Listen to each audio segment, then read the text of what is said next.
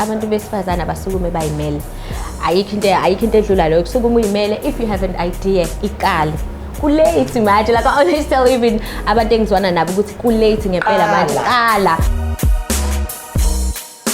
Abantu bathesha ngeindlela eziningi ezihlukahlukene ukuze balale bedlile. Abanye bafundile, abanye abafundile. Kodwa akekho ongcono kunomunye. Uhlelo ithesho lami My Hustle lizovundulula inhlobo ezihlukene zamathesho. Sizwe kulabo abaziqhubayo ukuthi benza kanjani. Through this show, we want to expose the youth yaseMzansi to a variety yemisebenzi khona bezokwazi ukwenza wise career choices besabancane. Nawe makukhona ihustle ofuna siyiveze sibhalele ku gabisatv@gmail.com. Leli yithesho lami My Hustle. Kuyasetshenzwa baba. Thesho la. Danko. Don't forget to like and subscribe to our YouTube channel Gabisa TV. Washa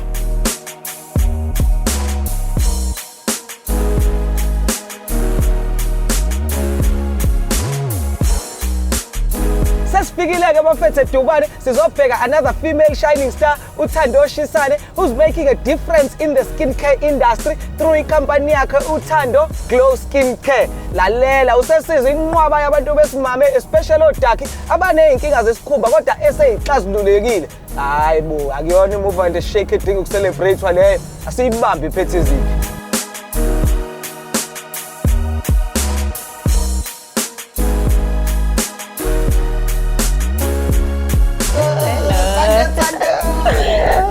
Uyafila sikhathi sami? Uyafila njani? Bafethu nayi-ke le sister bafethu. Lo muntu usafala kwicategory ye-youth. Wathi mayiphelele umsebenzi kamasipala wangahlala ekhaya wakhala but into ayenza wavele wathatha le business serious. Buka namhlanje ikuphi? Awungichazele mfethu ukhulele ekhaya enjani bekuyinjani environment okhulele kuyona? Okay, so ekhaya ngikhuliswe uma nogogo and bebeyizamela kakhulu ngikhulele lokishini but ngihlezi nginalento ukuthi ngiyafisa ukuthi ngiphume lokishini ukuze ngikwazi ukuthi ngibe lo muntu lo ngifisa ukuba wona because sometimes if ukhulele elokishini ziningi izinto umakhelwane bacindezela the negativity you know. While growing up, Thando had a skin problem which worsened in her high school years. Besides making her a laughing stock amongst fellow pupils, this condition brought her self-esteem down to the ground. Her and her mom had exhausted all possible solutions until she met a dermatologist who changed her fortunes around in 2016.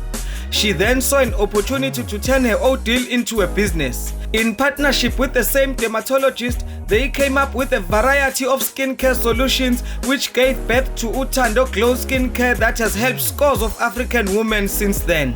Igama lami ndingikhanyo usebenzisa ama-product ya uThando Glow Skin, usebenzisa insipho, usebenzisa i-serum, bese ngifaka i-base cream fish oil. Kahle kakhulu uyangibona nje nawe ngiyisebenzele. Wazwa muhle. Usebenzisani? Ngisebenzisa i-fish oil. Ngeza ngensipho yami. Yeah. Fish oil isebenzisa phi? Ngisebenzisa iswe. Izibele. Njengoba ungibona. Ngiyakubona. Wazwa muhle. Ngiyabonga kakhulu.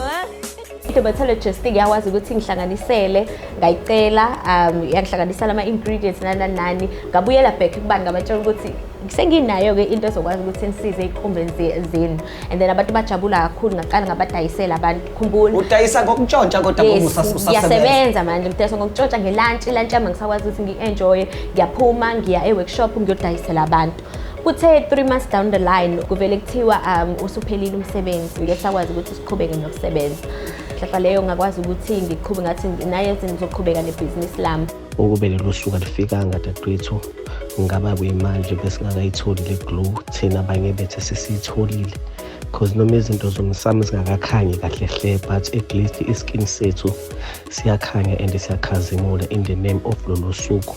Ngicela ukubonga amagalelo alo nje lolodwa dadwethu. Ngiyathemba ukuthi udadwethu omdala la khona unosuku lu special njengalama special prizes abuya siphe wona. Ngiyabonga dadwethu umuhle kakhulu imina ozithubayo umgi. I've been advertising on social media.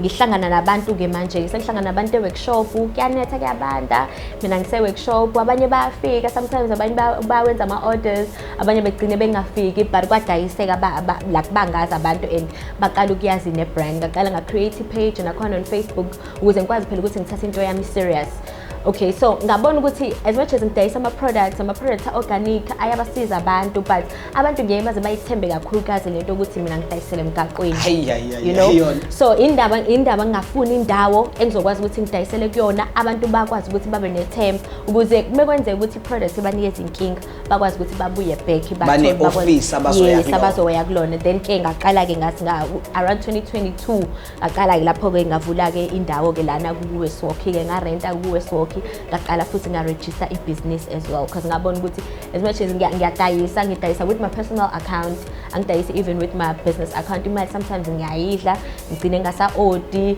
ngi-oda okufishane, ngi-oda okukhulu. So i-dermatologist ingisizile, but manje i-dermatologist ngeke ingisize with everything. So ngayizenzela-ke nami i-research-ke, sengithola ama-ingredients are-cheaper, sengithola oils from Cape Town, ama-vitamin C serums from Go Joburg, sengikwazi ukuthi ngithole ezinye izinto through research. And then I found a company around here ezokwazi ukuthi ngipackagele, so sengiyakwazi ukuthi ngihlanganise izinto, ngithole izinto from Cape Town and Joburg bese bona bangihlanganisela babuye sebezongidilivela, so angisenze umsebenzi omningi. Ama-success stories or ama-milestones awusitshele nje ever since yabakhona i-company. Okay, so after registering the business ngabona ukuthi yazi i-business lami kahle kahle layidinga i-funding ne, so ngahlanganisa i-paperwork yami, and then I went to NYDA, ngahlangana no Hollywood Band, manje ngahlangana no Millsets just recently, ngahlangana no Millsets, and bonke labantu NYDA wanginikeza 50,000, and then Hollywood Band ngathola 30,000 through pitching and exhibiting, and then manje ka-Millsets ngathola futhi 50,000. So ngiyathemba impela ukuthi ibhizinisi lami izokwazi ukuthi likhule and ngikwazi futhi ukuthi ngiqashe abanye abantu abazokwazi ukuthi basebenze and also put the food in the table. So kahle imali owayithola kwi-funding yakusiza, wayithatha iyafuhleleka yonke back into the business, yakusiza ukuthi ukwazi ukunyusa i-stock ngoba i-demand ibisiningi. As the business grew, Thando opened another branch in Joburg, but sadly the 2 employees she had employed in the Durban and Joburg branches stole so much that they depleted all profits that Thando had projected from the funding she had worked so hard to obtain. Imali ye-funding angi-enjoyanga i-profit yakhona, or angikwazanga ukuthi i-profit yakhona ngikwazi ukuthi ngiyovula enye i-branch because I still want to open more branches. Angikwazanga ukuyivula because labantu labo bawu-2 bangitshontshelile kwibhizinisi, and lokho ngikuthole nje manje as much as bengisibala i-stock nani, but bese benendlela abakwazi ukuthi benze ngayo ukuthi bakwazi ukuthi bangitshontshe. Awukwazi ukuba la angikwazi ukuba lana because kumele ngi-attend ama-class amabhizinisi, nami ngifuna ukuyithuthukisa nami ukuze ngibe umuntu ongcono. Angikwazi ukuthi ngibe khona la office every time, so bona babona ithuba bakwazi ukuthi bangithathele izinto. I really appreciate the opportunity engisuke ngiyitholile from ama-funders of the businesses, but manje yabo bangidicelele phansi kakhulu, but ke ngiyavuka manje. Tim ngi-right, mina ngiyibona ngi-right, hayi le ngihamba nayo-ke le. Now awusitshela nge-distribution. Okay, so kakhulukazi nje ngimningi kakhulu on socials, so abantu bakwazi ukuthi bathole i-product even online because kunabantu abahlala kude abangakwazi ukuthi bafike, because I always make sure ukuthi umuntu ofikile lana ngiqale ngimcheck eqala isikhumba before ngize ngimdayisele, because thina abantu abamnyama lento yesikhumba isayintsha kuthina. So ngiyafundisa at the same time ngikwazi ukuthi ngikho because abanye abakwazi ukuthi isikhumba sakhe si-oily noma si-dry, so kumele ukuthi ngimthathe through the process. So abanye bafika lana, abanye abakude koGoli, ko-Richards Bay, ko-PMB bakwazi ukuthi bangisendele iy'thombe ngibasize bese ngiyabacourier ama-products.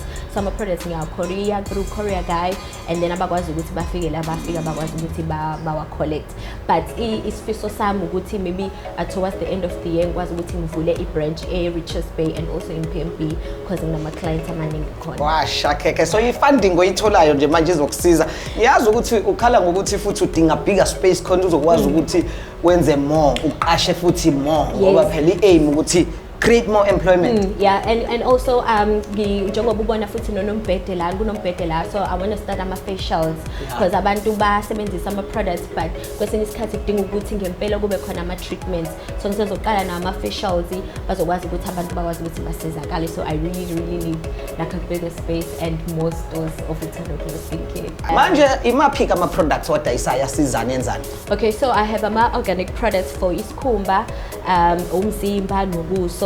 so ngibhekelele kakhulu isikhumba somuntu omnyama ama-issues la hlezi ukuthi like sibhekana nawe mhlawumbe amabala ama-dark marks okiwi amakhwapha amnyama mhlawumbe after pregnancy sisu somuntu wesifazane siyashintsha sibe mnyama siyamsiza ama-stretch marks ebusweni acne induna isikhumba esi-oily kakhulu esi-dry kakhulu so sinama-products ahlukahlukene kuya ngenkinga yakho yesikhumba ukuthi kanjani mina ngiyakwazi ukuthi ngikurecommendele ama-products but ama-products ahamba kakhulu-ke le ekhaya kuba khona ama-tissue oil esebenzisa emzimbeni vitamin C serum abantu bayithanda ama-capsules because kwesinye isikhathi abantu basebenzisa ama-products on the outside but i-system esuke ingaphakathi esuke ingcolile so we have ama-capsules akwazi ukuthi akline i-system ngaphakathi and wonke lama-products lawa are-approved so ngisebenzisana nodokotela abakwazi ukuthi bangiprovide with even ama-capsules so now njengoba sengibranche to ama-facials sengizokwazi ukuthi ngi-add ama-glow drips ngikwazi uku-add ama-shots as well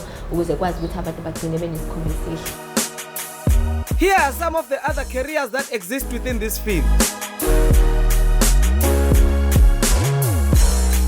It's now time to connect the hustlers with the market through Itesho Hustle Connect.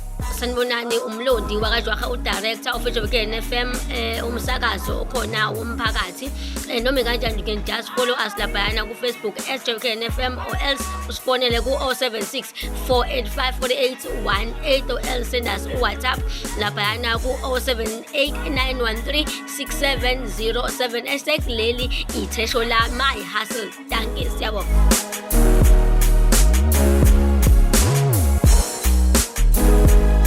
Ya fethu ngeke kwaze kwamnandi kuba la ekhaya akusahambeki manje awusho iyiphi message onayo to youth especially abantu besimame ikakhulukazi futhi abaselokishini.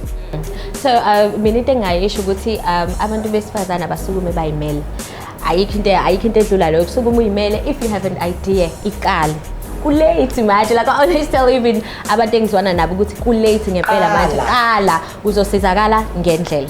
Hayi mfethu akukho mina engisangakusho laba bantshontshela ngizobathandazela. Ngiyacela. Bafethu ube mnandi ukuthi sispende isikhathi with Emumbele Shaker uThando Shisane of Uthando Glow Skin Care. Nimsupport phela bafethu. Nathi so supporter nathi Itesho lami izokwenza sure ukuthi yo iya fly off the shelves wonke lama products. Ngiyabonga. Bye bye. Thank you so much. Shap bafethu.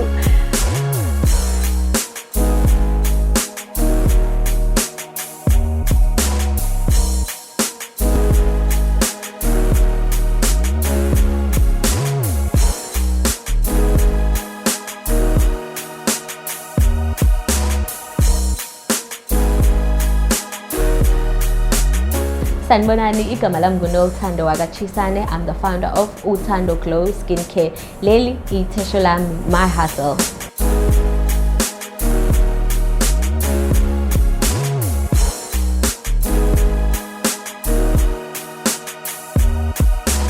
Don't forget to like and subscribe to our YouTube channel, Kabisa TV. Washa